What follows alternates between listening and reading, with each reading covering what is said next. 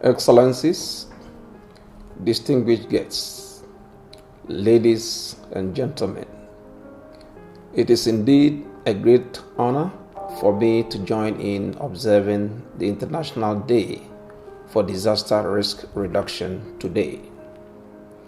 This is a day set aside to promote a global culture of risk awareness and disaster reduction. Today avails us an opportunity to acknowledge the progress made thus far and being made towards reducing disaster risk and losses in lives, livelihoods, and health. The 2021 edition focuses on international cooperation for developing countries to reduce their disaster risk and disaster losses. This is the sixth of the Sendai 7 targets. Ladies and gentlemen, damages and losses from disasters are on the rise globally. Apart from the COVID-19 pandemic, the year 2020 and 2021 was dominated by climate-related disasters. Disasters threaten all three pillars of sustainable development, namely social, environmental, and economic. This is happening more rapidly and much more unpredictable than anticipated across multiple sectors, dimensions, and scales. We are living at a time that demands ambitious collective action and partnerships for results. The decade of action to achieve the Sustainable Development Goals is a clarion call for accelerating sustainable solutions to some of the world's greatest challenges, ranging from protracted displacement, hunger, poverty, and inequality to climate change and the financing gap. Over the past 4 years that I've been the Regional Director for IOM in the Southern Africa region, we have dealt with disaster displacement on an annual basis, with 2019 being the high point of both the Cyclone Ida and Kenneth, leaving close to 2.2 million people in need of urgent assistance in Mozambique alone. The process of recovery from Africa's most devastating disaster is still going on today, with IOM continuing to work on durable solutions, particularly providing housing and shelter for those affected by these disasters. Existing data also shows us that out of about 40.5 million new displacements globally, the highest figure in a decade, that is about 30.7 million, were displaced by disasters. The Southern Africa region is vulnerable to natural and human-made hazards such as droughts, tropical cyclones, floods, storms, pest infestation, and man-made ecological disasters, such as the Mauritius Wakasio oil spill, with severe impact on lives and livelihoods opportunities. Over 6 million people were displaced by disasters in the region alone. In summary, disasters have become a leading cause of forced displacement. Disasters do not fit neatly into a single sector, whether agriculture or be it health, urban planning, or anything in between. Recent events have shown that while governments and communities are responding to one disaster event, another may be just around the corner. A good example is the desert locust invasion, flooding, and COVID-19 pandemic that simultaneously struck East and Southern Africa countries in 2020.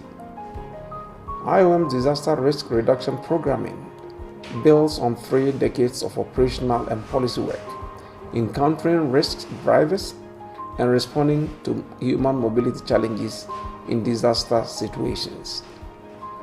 IOM DRR work aligns with the Sendai Framework priority actions and strives to build the capacity of states and other actors in preventing and managing disasters and associated displacement, as well as integrating mobility dimensions in broader resilience building efforts.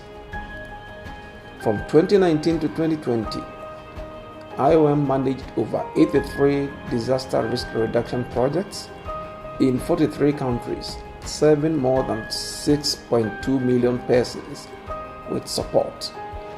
IOM also provided capacity building training to over 85,000 community members, 7,000 government officials, and 3,000 civil society organizations and representatives.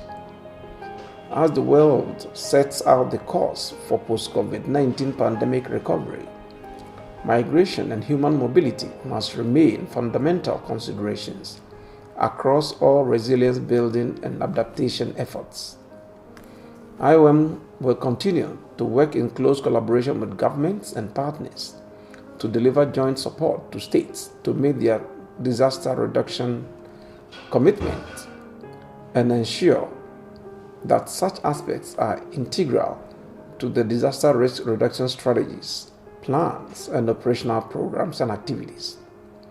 At the global level, IOM supports partnership initiatives by maintaining close collaboration with the United Nations Office for Disaster Risk Reduction, which serves as the focal point in the UN system for the coordination of disaster risk reduction activities, and is in accordance with the United Nations Plan of Action on Disaster Risk Reduction for Resilience. IOM is presently the global co-chair, together with UNDP, for the Capacity for Disaster Reduction Initiative, CADRI, which is a global partnership comprising of 14 UN agencies and 6 non-UN organizations that works towards strengthening countries' capacities to pursue integrated and coherent solutions to reduce disaster and climate risk across the Sustainable Development Goals. At the regional level, IOM co-hosts the CADRI partnership in the East, South, West, and Central Africa, together with FAO and UNFPA.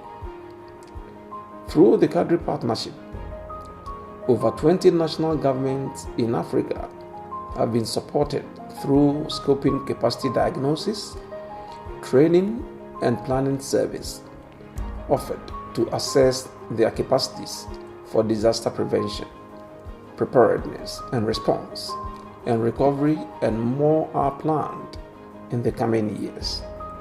IOM strongly believes in the power of partnerships at all levels and reiterates its commitment working with all stakeholders to mobilize and pool expertise and resources across various sectors to reduce disasters and climate risks in developing countries.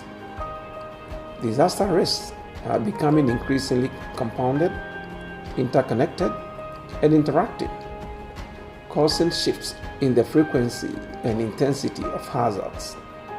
International cooperation is therefore very critical to ensure that no vulnerable group are left behind in disaster-prone settings, including women, children, and the youth, as well as people with disabilities, the elderly, migrants, and indigenous people and local communities.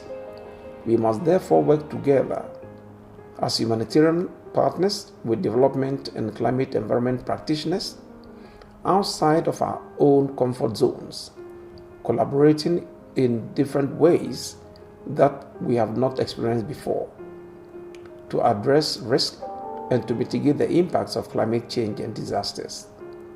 This has to happen at all levels: global, regional, national, and more importantly, local, where resilience can only be built with and by the local communities. Disaster risk reduction is everybody's business. The hour is getting late. Only together can we save the planet. And I thank you.